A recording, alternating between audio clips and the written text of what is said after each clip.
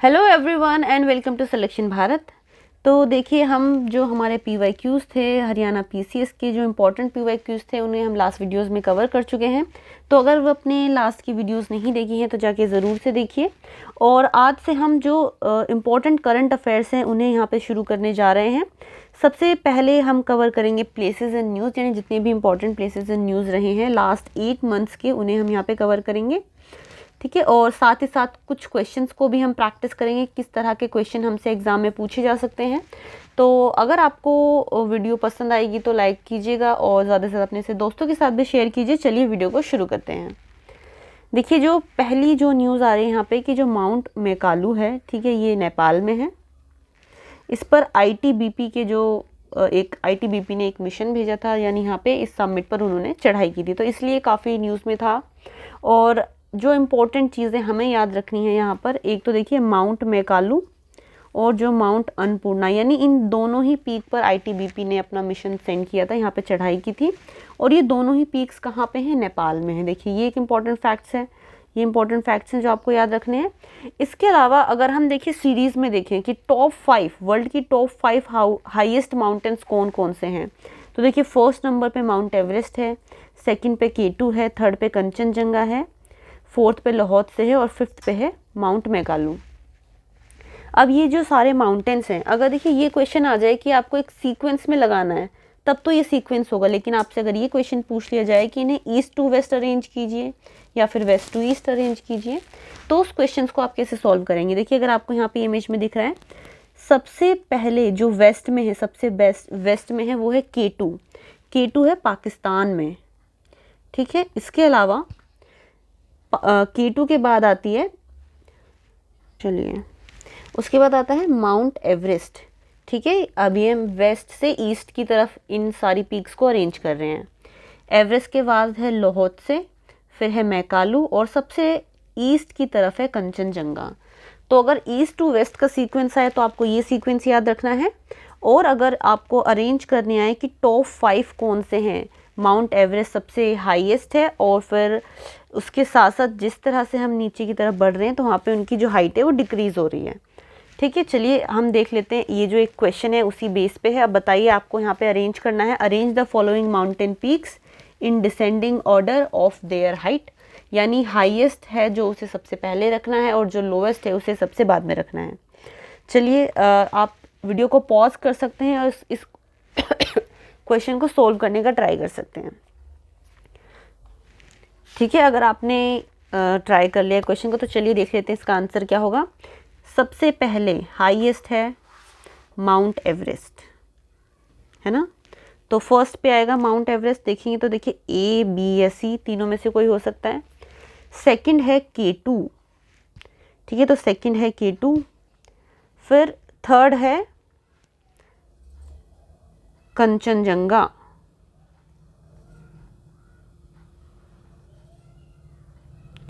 ठीक है, थर्ड है कंचनजंगा। फिर फोर्थ है लाहौल से और फिफ्थ है मेकालू। देखिए यहाँ पे जो करेक्ट आंसर होगा ऑप्शन A होगा। देखिए आपको एक ही सीरीज़ में भी दे दिए गए हैं, ठीक है। और अगर आ जाए वेस्ट, चलिए यहाँ पे हम ये भी प्रैक्टिस कर लेते हैं। अगर वेस्ट टू ईस्ट आपको अरेंज करना हो तो चलिए कैसे करेंगे आप। अब हमें वेस्ट टू ईस्ट अरेंज करना है, तो तब सबसे पहले माउंटेन आएगा, सबसे पहले आएगा K2, ठीक है। फिर उसके बाद आ जाएगा माउंट एवरेस्ट, फिर उसके बाद आ जाएगा लाहौल से, ठीक है, और फिर आएगा मेकालो और लास्ट में कंचनजंगा, ठीक है। तो ये आपका जो पहली न्यूज़ थी और उस पर हमने क्वेश्चन भी प्रैक्टिस किया। देखिए इसी तरह से अगर आपने एग्ज़ाम के पीवाईक्यूज़ को कवर किया है और हमने इस चैनल पे भी सारे पीवाईक्यूज़ को कवर करा है, तो इसी तरह के क्वेश्चंस आपसे पूछे जाते हैं, स्टैटिक और करंट को कंबाइन करके, ठीक है। चलिए नेक्स्ट न्यूज़ देखते हैं। समजुंग, ये एक विलेज है, हिमालयन विलेज है जो नेपाल में है। तो यहाँ पर हुआ ये कि इतनी ज़्यादा स्नोफॉल हुई कि पूरा का पूरा जो विलेज था उसे वहाँ से डिस्प्लेस करना पड़ा, ठीक है। तो ये जो रीजन है, ये जो पड़ता है, स्नोफॉल की वजह से यहाँ पे काफ़ी ज़्यादा डिस्प्लेसमेंट हुआ है पिछले काफ़ी सालों में। तो यहाँ पे इस न्यूज़ में एक जो मेन रीजन को मेंशन किया था वो है हिंदू कुश रीजन। देखिए इस रीजन में ये जो रीजन कहाँ से कहाँ तक फैला हुआ है, अफ़गानिस्तान से लेके म्यांमार। देखिए और यहाँ पे जो आपको ये इस वाले मैप में अगर आप देख पा रहे हैं, जो ब्लू रीजन दिख रहा है ये सारे ग्लेशियर हैं, आइस ग्लेशियर हैं जो इस वाले रीजन में प्रेजेंट हैं। अगर हम बात करें, देखिए सबसे ज़्यादा ग्लेशियर या फिर आइस की बात करें तो कहाँ पे प्रेजेंट है, वो अंटार्कटिक रीजन में है। वर्ल्ड में जो सबसे नंबर 1 जहाँ पे आइस है मिलती है वो अंटार्कटिक रीजन है, सेकंड पे आर्कटिक रीजन है और थर्ड पे ये हिंदू कुश का रीजन है जहाँ पे सबसे ज़्यादा ग्लेशियर और आइस प्रेजेंट है। ठीक है, तो इस हिसाब से ये वाला ये जो न्यूज़ है काफ़ी इम्पॉर्टेंट है और इसके ऊपर आपसे क्वेश्चन पूछे जा सकते हैं। ठीक है, तो आइए हमने यहाँ पे क्वेश्चन भी प्रिपेयर किया, उस क्वेश्चन को सॉल्व कर लेते हैं। देखिए फर्स्ट स्टेटमेंट क्या कहती है, with reference to Hindu Kush Himalayas region consider the following statements. First statement है the Hindu Kush Himalayas region extend from Afghanistan in west to Myanmar. First statement बिल्कुल करेक्ट है। Second statement, the Hindu Kush Himalayan region is often refer to as third पोल।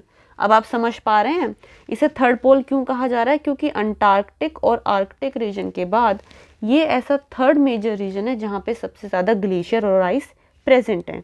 तो second statement भी बिल्कुल correct है। Third statement है the reason is spread across only 5 countries.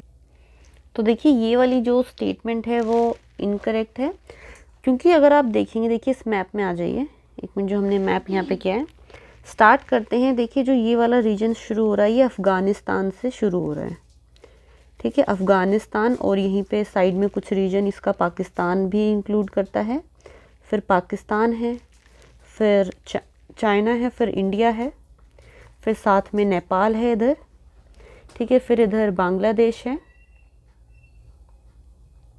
Bhutan है ऊपर की तरफ। ठीक है, और फिर म्यांमार है नीचे।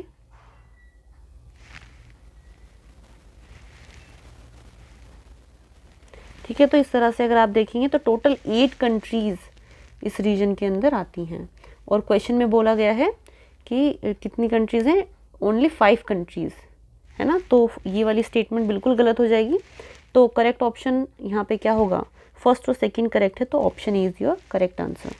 ठीक है, नेक्स्ट जो न्यूज़ देखते हैं, मोंगला पोर्ट पे ये न्यूज़ है कि मोंगला पोर्ट, देखिए ये न्यूज़ में क्यों था, क्योंकि अगर आपको पता हो तो रिसेंटली बांग्लादेश में मतलब जो गवर्नमेंट थी उसे गिरा दिया गया था। फिर अभी कुछ ही टाइम पहले, आई थिंक 1-2 महीना पहले ही वहाँ पे फिर से डेमोक्रेटिक इलेक्शन हुए हैं और वहाँ से जो इंडिया के पीएम थे उन्हें भी न्योता आया था कि जब पीएम की ओथ सेरेमनी है, बट वहाँ से जो पीएम नरेंद्र मोदी हैं उस मीटिंग में शामिल होने नहीं गए, बल्कि उन्होंने दूसरे जो मिनिस्टर हैं वो वहाँ पर पीएम मोदी जी की जगह पे उस मीटिंग को अटेंड करने के लिए गए थे।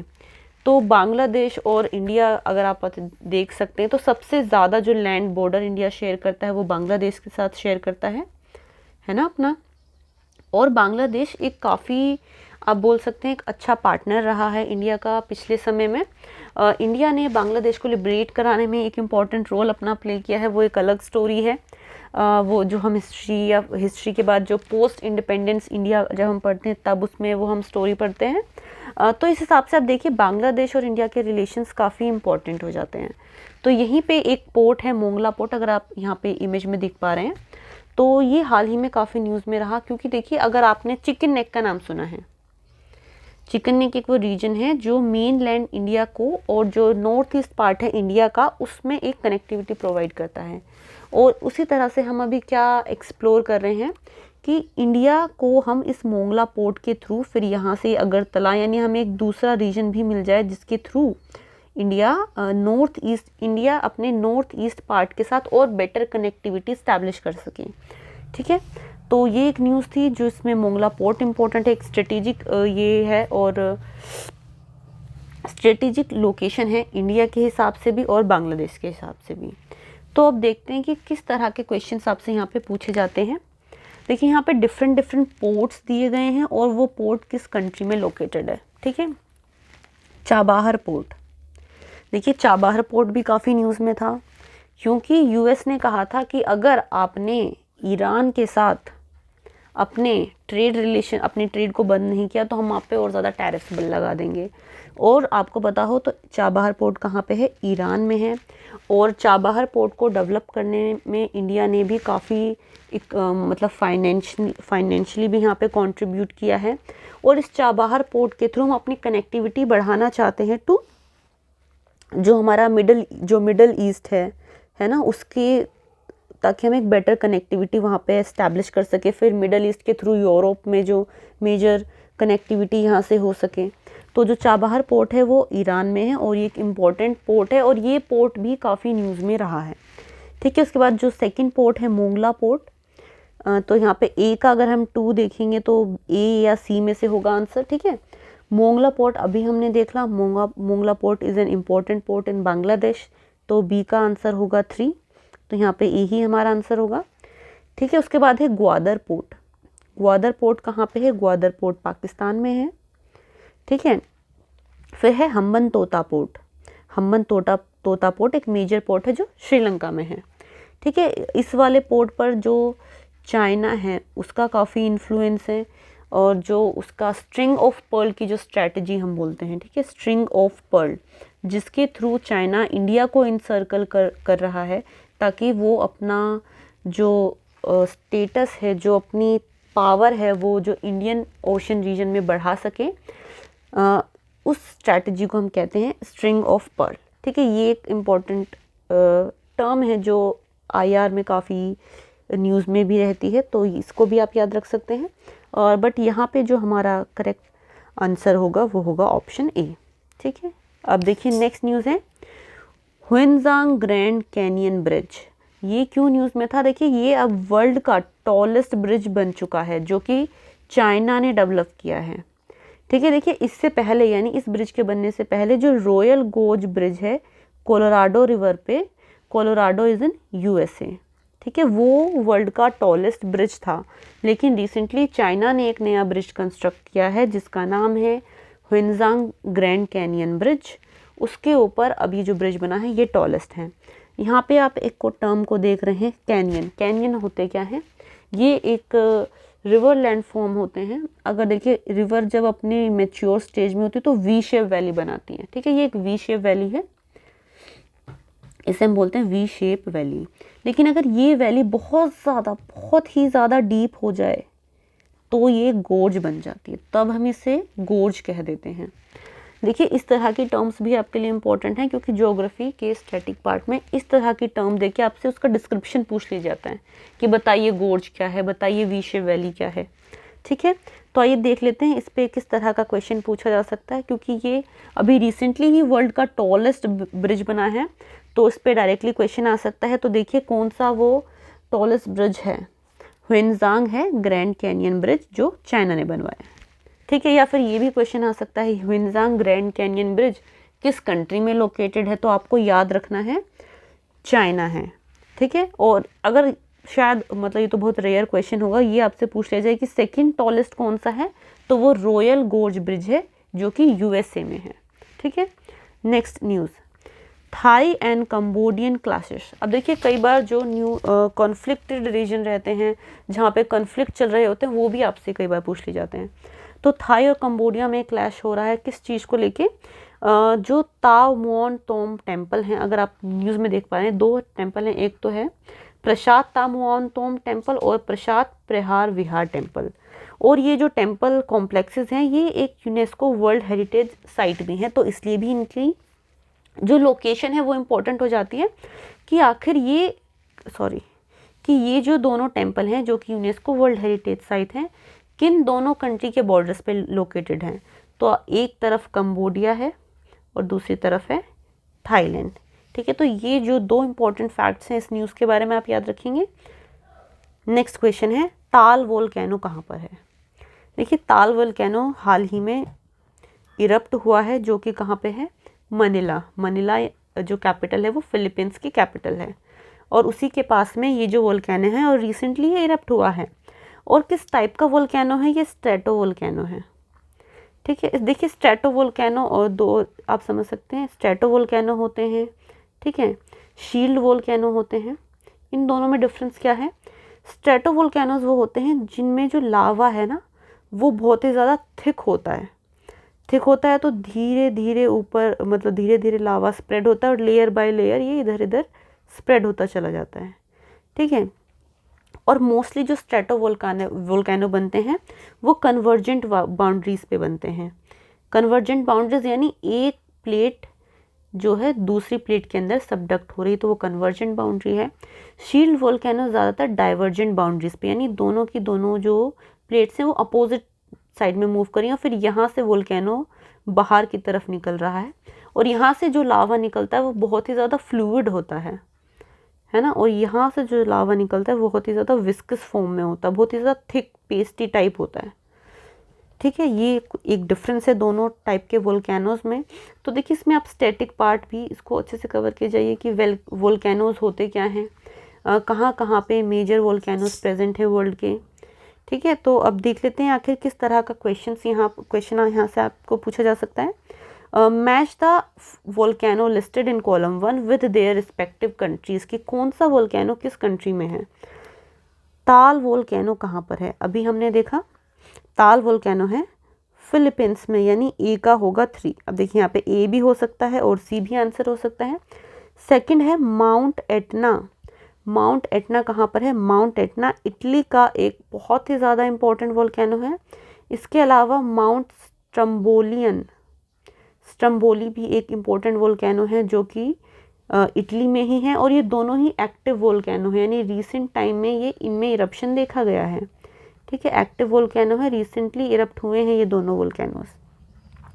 उसके बाद है निकारागुआ। निकारागुआ कहाँ पर है, निकारागुआ है आपका डेमोक्रेटिक रिपब्लिक ऑफ कॉन्गो में, यानी अफ्रीकन कॉन्टिनेंट में है ये। ठीक है, और ये भी एक एक्टिव वोल्केनो है।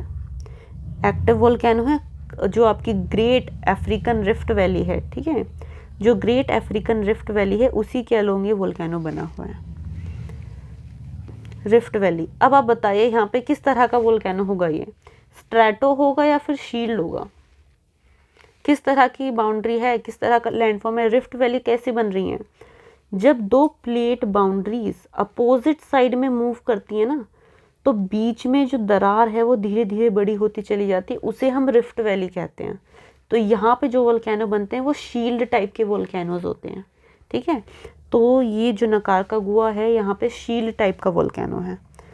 ठीक है, इसके अलावा जो बैरन आइलैंड है ये कहाँ पे प्रेजेंट है, ये इंडियन कॉन्टिनेंट में है, कॉन्टिनेंट इंडिया की जो कंट्री है उसका पार्ट है, और ये भी एक एक्टिव वोल्केनो है। लास्ट ये इरप्ट हुआ था 2022 में, काफ़ी रिसेंट ही इरप्शन है ये, तो ये भी एक एक्टिव वोल्केनो है। तो अगर हम करेक्ट ऑप्शन की बात करें, बैरन बी का 1 है, बी का 1 है क्या, यस तो यहाँ पे जो करेक्ट ऑप्शन होगा ऑप्शन ए हो जाएगा। ठीक है, नेक्स्ट जो न्यूज़ है वो रेड सी से रिलेटेड है। जो भारती एयरटेल हैं या रिलायंस जियो टाटा कम्युनिकेशन है, या इनकी जो इंटरनेट कनेक्शन उनमें इन्होंने एक लेटेंसी जो फील की है, क्योंकि इंटरनल ट्रैफिक बहुत ज़्यादा बढ़ गया है इंडिया और यूरोप के बीच में। तो देखिए इस न्यूज़ से रिलेटेड हमारे लिए क्या इम्पोर्टेंट है कि हमसे किस तरह के क्वेश्चन इससे रिलेटेड पूछे जा सकते हैं। ये पूछा जा सकता है कि जो रेड सी है ना वो टोटल कितनी कंट्रीज़ के साथ अपना बॉर्डर शेयर कर रहा है ना। रेड सी के साइड में टोटल 9 कंट्रीज़ हैं। कौन कौन सी कंट्रीज़ हैं, देखिए इजिप्ट है, यहाँ पे सूडान है, इरिट्रिया है, फिर उसके बाद जिबूती है, फिर यमन है, सऊदी अरेबिया है, और इज़राइल है, और जॉर्डन है। ठीक है, तो ये जो सारी कंट्रीज़ हैं ये रेड सी के साथ बॉर्डर शेयर करती हैं। इसके अलावा कुछ और भी कि मेजर पोर्ट कौन कौन से हैं रेड सी में, स्विस है, सूडान है, असब है, मसावा है, जिबूती है, जेदा है, ये सारे इंपॉर्टेंट पोर्ट्स हैं। ठीक है, अब देख लीजिए कि किस तरह का क्वेश्चन हमसे पूछा जा सकता है एग्ज़ाम में। The Bab al Mandeb strait connect Red Sea with Gulf of Aden and the Arabian Sea. तो जो फर्स्ट स्टेटमेंट है वो बिल्कुल करेक्ट है। जो बब अल मंडेन स्ट्रेट है वो रेड सी को कनेक्ट करता है गल्फ ऑफ ईडन से, और फिर वो जाता है अरेबियन सी के अंदर। ठीक है, next statement, the Red Sea is bordered by countries in both north east Africa and Arabian peninsula. तो भी हमने यहाँ डायग्राम में देखा ही था, अगर आप देख पाएंगे इधर देखिए, ये जो है अरेबियन पेनिनसुला है, यहाँ की कंट्रीज़ भी बॉर्डर शेयर कर रही हैं, और जो अफ्रीकन कॉन्टिनेंट है उसकी कंट्रीज़ भी रेड सी के साथ अपना बॉर्डर शेयर करती हैं। ठीक है, तो सेकंड स्टेटमेंट बिल्कुल करेक्ट है। थर्ड स्टेटमेंट है Israel and Jordan have direct coast line access to Red Sea through the Gulf of Aqaba. तो ये स्टेटमेंट गलत है, वो डायरेक्टली इसके साथ बॉर्डर शेयर नहीं कर रहे हैं। फोर्थ है the Strait of Hormuz directly connect Red Sea to the Mediterranean Sea. एक बार दोबारा से इधर अगर आप देख पा रहे हैं ये रेड सी है, यहाँ से भी है, और फिर इधर से जो सुएज कनाल है, ये इधर वाला जो पार्ट है ये मेडिटेरेनियन सी से कनेक्ट करता है। ठीक है, तो जो करेक्ट ऑप्शन हो जाएगा वो होगा ऑप्शन ए, यानी सॉरी नॉट ए, इसमें क्या है 1 2 4 होना चाहिए इधर ऑप्शन, सॉरी इधर एक 4 होना चाहिए नॉट 3, क्योंकि थर्ड स्टेटमेंट हमारी इनकरेक्ट है, तो फर्स्ट सेकंड और फोर्थ यहाँ पे करेक्ट स्टेटमेंट होंगी। ठीक है, नेक्स्ट जो न्यूज़ है वो है सऊदी अरेबिया और यमन के बारे में। Saudi Arabia bombed Yemen port city Mukalla. देखिए ये वाला भी जो रीजन है काफ़ी कॉन्फ्लिक्ट वाला रीजन है जो आप यहाँ पे देख पा रहे हैं। ठीक है, arrive for separatist forces situated on Gulf of Aden Arabian Sea. 48 kilometre तक उन्होंने, मतलब दोनों की ही रीजन के बीच में यहाँ पे एक कॉन्फ्लिक्ट चल रहा है। अब इन्होंने यहाँ पे दिखाया, देखिए गल्फ ऑफ ईडन की अगर आप लोकेशन देख पा रहे हैं, गल्फ ऑफ ईडन किससे कनेक्ट कर रहा है, अरेबियन सी से, और इधर है बब अल मंडेन स्ट्रेट है। देखिए स्ट्रेट वो होती है जो या तो दो वाटर बॉडीज़ को कनेक्ट कर रही है, या फिर जो दो लैंड हैं उन्हें एक दूसरे से अलग कर रही है। वाटर बॉडीज़ को कनेक्ट करती है और लैंड जो है उनको सेपरेट कर रही है। तो यहाँ पे जो जिबूती है और यमन का पार्ट है उसे यहाँ पे डिफ्रेंशिएट अलग कर रही है बल्ब अल मंडेन स्ट्रेट। ठीक है, तो यहाँ पे गल्फ ऑफ ईडन का जो बॉर्डर है वो किस किस के साथ लग रहा है, यमन के साथ भी लग रहा है। सोमालिया अगर इधर की तरह आप देख रहे हैं, सोमाली के साथ भी अपना बॉर्डर शेयर कर रहा है, और उसके साथ ही वेस्ट में जिबूती भी है, और जो रेड सी है और अरेबियन सी दोनों को कनेक्ट कर रहा है। पोर्ट्स की अगर बात करें तो पोर्ट ऑफ ईडन है यहाँ पे जो यमन में प्रेजेंट है, जिबूती सिटी है, बरबेरा सोमालीलैंड है, बोसासो भी है, और रस ईसा टर्मिनल ये भी यमन का पार्ट है। ठीक है, अब देखिए किस तरह का क्वेश्चन यहाँ पे हमसे पूछा जा सकता है, तो कुछ इम्पोर्टेंट जो क्वेश्चन है वो हमको याद रखने हैं। With reference to Gulf of Aden consider the following statements. First question, statement, the Gulf of Eden connects Red Sea and Arabian Sea through Bab al Mandeb Strait। ये भी हमने देखा न्यूज़ इमेज में, अगर आप देख पा रहे हैं तो यहाँ पे बल्ब al Mandeb strait Gulf of Aden को और रेड सी से कनेक्ट कर रही है, sorry Arabian Sea, Red Sea और अरेबियन सी को कनेक्ट कर रही है। First statement is correct. Second है Gulf of Aden is bordered by Yemen to the north, Somalia Somaliland to the south, जो सेकंड स्टेटमेंट है वो भी करेक्ट है। थर्ड स्टेटमेंट है Djibouti lie in the east of gulf of Eden. East में कह रहे हैं, ईस्ट में नहीं बल्कि साउथ में लाई कर रहा है, जो अभी हमने देखा था, है ना। तो थर्ड स्टेटमेंट तो गलत है। फोर्थ स्टेटमेंट जो मेजर पोर्ट्स यहाँ पे बताए गए कि गल्फ ऑफ ईडन के यमन का है, जिबूती सिटी का है, बरबेरा है, बोसासो है, और रस ईसा टर्मिनल, ये भी हमने लास्ट में ही जो पढ़ा था। तो फोर्थ स्टेटमेंट भी करेक्ट है। तो इस तरह के क्वेश्चन आपसे पूछे जा सकते हैं। तो इस केस में जो करेक्ट ऑप्शन है ऑप्शन ए। ठीक है, नेक्स्ट जो हमारी न्यूज़ है वो ये कि जो इंडिया ने रिसेंटली तजाकिस्तान का जो एयर बेस था वहाँ से विड्रॉ कर लिया है। ये बेस इंडिया ने 2000 में यहाँ पे इस्टेब्लिश किया था। अयानी बेस जो कि 10 किलोमीटर दुशानबे जो कि कैपिटल है तजाकिस्तान की, वहाँ से इतना दूर लोकेटेड है। और यहीं पर 1500 ईयर ओल्ड एक बुद्धा ऑफ निर्वाणा भी बना हुआ था। यहीं पे अगर 20 किलोमीटर उससे दूर एक वखान कॉरिडोर है। तो ये कुछ चीज़ों के नाम हैं जो आप याद रख सकते हैं। ठीक है, इंडिया ने बायलैटरल एग्रीमेंट साइन किया है तजाकिस्तान के साथ 2002 में। तो अगर आप देख रहे हैं अभी रिसेंटली में इंडिया ने ईयू के साथ भी एक बायलैटरल नहीं, एक फ्री ट्रेड एग्रीमेंट साइन किया है। देखिए आप बायलैटरल एग्रीमेंट समझिए या फ्री, देखिए बायलैटरल एग्रीमेंट में तो बहुत सारी चीज़ें इंक्लूड हो जाती हैं, यानी इकोनॉमिक हो सकती हैं, कुछ पॉलिटिकल बातें हो सकती हैं, है ना, सोसाइटी या फिर सोशल डेवलपमेंट, वेलफेयर को लेके भी बातें हो सकती हैं। बट जो फ्री ट्रेड अग्रीमेंट होते हैं वो ज़्यादातर इकोनॉमिक कंसेप्ट पे ज़्यादा फोकस करते हैं, यानी मेजर फोकस उनका इकोनॉमिक पे ही रहता है। ईयू के साथ इंडिया ने साइन किया है, इसके अलावा यूएई के साथ भी इंडिया ने रिसेंटली एफटीए साइन किया है। ठीक है, यूएस के साथ भी अभी हमारी बातचीत चल रही है। कुछ तो एक जैसे ईयू के साथ जो ट्रेड एग्रीमेंट साइन हुआ है उसे बोला जा रहा है कि मदर ऑफ ऑल डील यहाँ पे इंडिया ने साइन की है। ठीक है, ये सारी टर्म्स भी न्यूज़ में है, तो इन्हें भी आप यहाँ पे याद रख सकते हैं। चलिए नेक्स्ट जो न्यूज़ है कि जो ग्रैंड इथोपियन रेनेसा डैम है ये ब्लू नाइल रिवर पर मतलब ऑफिशियली इनैगोरेट हो चुका है। ठीक है, जो अफ्रीका का लार्जेस्ट हाइड्रो इलेक्ट्रिकल प्रोजेक्ट यहाँ पे माना जा रहा है।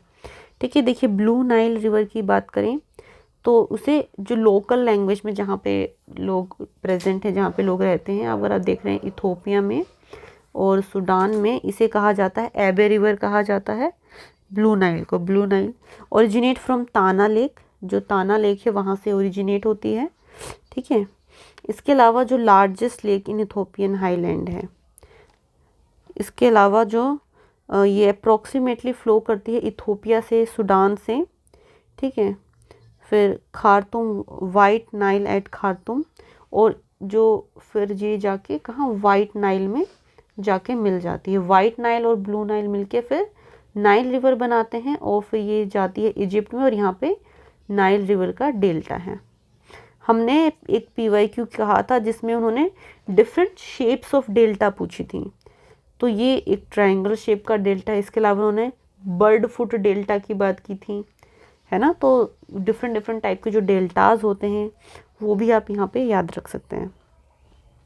लॉन्ग हेडेड स्ट्रीम है, ग्रेट लेक रीजन में फ़्लो करती है।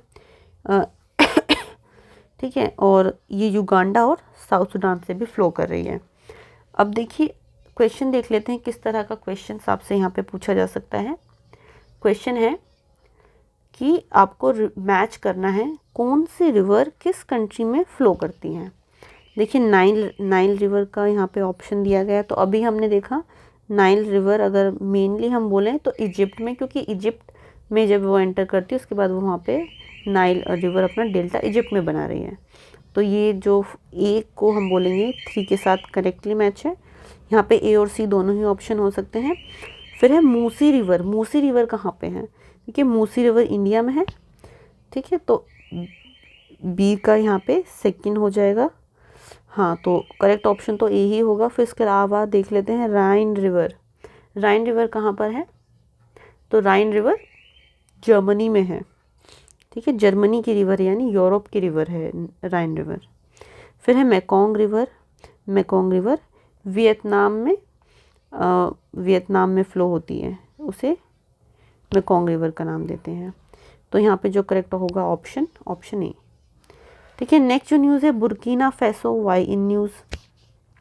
जो बुर्किना फैसो की गवर्नमेंट है उसने रिसेंटली एक लॉ पास किया है जिसने होमोसेक्सुअलिटी को बैन कर दिया है।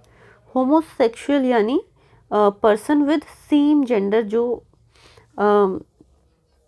एक दूसरे को पसंद करते हैं उन्हें होमोसेक्सुअल कहा जाता है। ठीक है, तो यहाँ पर ये लॉ लाया है बुर्किना फैसो जिसने इसको बैन कर दिया है कम्प्लीटली। और 2024 में ही बुर्किना फैसो, नाइजर और माली ने जो इकोवास है यानी जो वेस्ट अफ्रीकन एक ब्लॉक है जो इकोनॉमिक लाइंस पे कोऑपरेट करता है, जिसमें काफ़ी सारी अफ्रीकन कंट्रीज़ पार्टिसिपेंट थी, उन्होंने जो कि यहाँ से लेफ्ट कर दिया है। ठीक है, जो ये ग्रुप है इकोवास ये 28 मई 1975 में फॉर्म हुआ था, जिसमें टोटल 15 वेस्टर्न अफ्रीकन कंट्रीज़ थी। और इसमें ट्रीटी ऑफ लागोस एक साइन की गई थी for economic and political cooperation. और इसके हेडक्वार्टर की बात करें तो उसका हेडक्वार्टर अबूजा नाइजीरिया में है। ठीक है, यहाँ पे अगर आप देख पा रहे हैं लोकेशन, ये बुर्किना फैसो की लोकेशन है। अब देख लेते हैं किस तरह का क्वेश्चन इस पे यहाँ पे बन सकता है। देखिए यहाँ पे सीधा पूछा गया है कि कौन कौन सी कंट्रीज़ हैं बुर्किना फैसो के साथ अपना बॉर्डर शेयर करती हैं।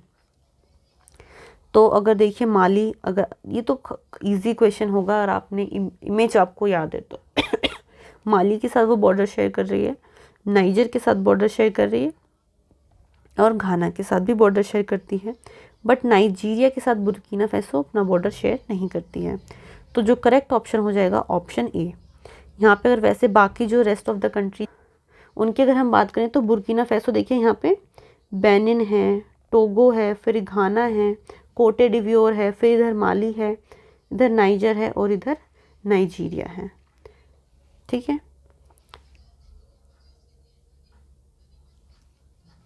नेक्स्ट न्यूज़ है कि जो यूएस है उसने रिसेंटली नाइजीरिया को थ्रेट दिया है कि अगर वहाँ पे किलिंग हुई है क्रिश्चियंस की तो यूएस वहाँ पे मिलिट्री ऑपरेशंस को अंजाम देगा। ठीक है, अगर हम नाइजीरिया की बात करें तो नाइजीरिया ऑफिशियली तो एक सेक्युलर कंट्री है और अगर हम इसके पॉपुलेशन की कॉम्पोजिशन की बात करें तो 53% मुस्लिम पॉपुलेशन है, 45% क्रिश्चियन है, बाकी कुछ जो स्मॉल पॉपुलेशन है वो जो अफ्रीका का ट्रेडिशनल रिलीजन है उसको फॉलो करती है। बॉर्डर कंट्रीज़ की अगर बात करें तो नाइजीरिया के साथ बॉर्डर शेयर करती है, चैड के साथ अपना बॉर्डर शेयर करती है, कैमरून और बेनिन के साथ अपना बॉर्डर शेयर कर रही है, ये वाली जो कंट्री है। ठीक है, इधर कैमरून है, इधर चैड है, इधर नाइजर है, इधर बेनिन है। बुर्किना फैसो के साथ अपना बॉर्डर शेयर नहीं करती है, हमने लास्ट क्वेश्चन में भी देखा था। ठीक है, इसका कोस्ट लाइन की बात करें तो बॉर्डर है इसका गल्फ ऑफ गुवेना के आसपास। Equator does not passes through Nigeria, ये स्पेसिफिकली मेंशन है क्योंकि अगर आप देखें उसके ही थोड़े नीचे से पास हो रहा है यहाँ पे इक्वेटर। ठीक है, तो ये कन्फ्यूजन हो सकती है कि क्या नाइजीरिया से इक्वेटर पास करता है, तो ऑप्शन है इनकरेक्ट है ये। ठीक है, यहाँ से जो है इक्वेटर पास नहीं कर रहा है। लेक्स कौन कौन सी हैं? चैड लेक है, केंजी है, रिवर्स हैं तो नाइजर रिवर है, बेंगुआ रिवर यहाँ पे फ्लो करती जो कि लार्जेस्ट ट्रिब्यूटरी है नाइजर रिवर की। ठीक है, चलिए देख लेते हैं किस तरह के क्वेश्चन यहाँ पे आपसे पूछा जा सकता है। Nigeria shares land border with Niger, Chad, Cameroon and Benin. First statement बिल्कुल करेक्ट है, अभी हमने देखा था। The equator passes through the southern part of Nigeria, तो ये जो स्टेटमेंट है वो इनकरेक्ट है, यहाँ से पास नहीं करता है। ठीक है, the river Benue is the largest tributary of river Niger, ये स्टेटमेंट भी बिल्कुल करेक्ट है। And Nigeria southern coast line life along the Gulf of Guinea. ठीक है, इन द अटलांटिक ओशन, ये भी हमने देखा था, ये वाली जो स्टेटमेंट है वो भी बिल्कुल करेक्ट है, तो करेक्ट हो जाएगा ऑप्शन ए। अब देखिए नाइजीरिया से तो इक्वेटर पास नहीं कर रहा है, तो बाकी कौन कौन सी अफ्रीकन कंट्रीज़ है जहाँ से फिर इक्वेटर पास करता है। देखिए, एक तो सबसे पहले साओ टोम प्रिंसिप है जो वहाँ से इक्वेटर पास हो रहा है, अफ्रीकन कंट्रीज़ की हम बात कर रहे हैं।